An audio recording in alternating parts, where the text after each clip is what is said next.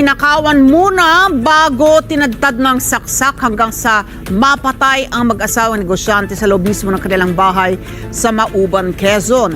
Nabawi sa naarestong suspect ang singsing ng isa sa mga biktima, gayon din ang patalim na ginamit sa krimen. Detalye sa ulat ni Martin Banag. Tadtad ng saksak at wala ng buhay ang mag-asawang negosyanteng ito nang matagpuan nitong Huwebes ng madaling araw ng isa nilang kasambahay sa loob ng kailang tahanan sa Barangay Sadsaran, Mauban, Quezon.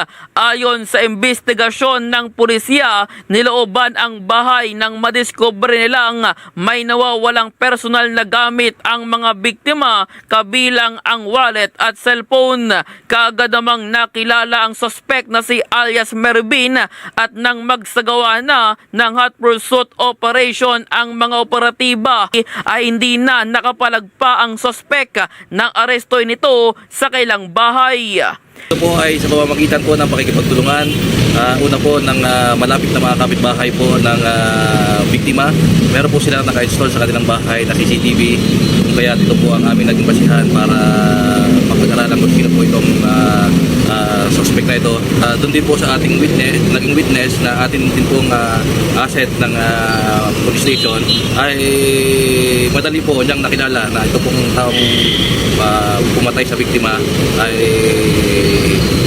siya na nga po yung namasok sa bahay nitong biktima at kung kaya nakapagkasa po agad kami ng operasyon sa tulong na rin po ng ating minamahal na Provincial Director Police Colonel Romulo Albacea.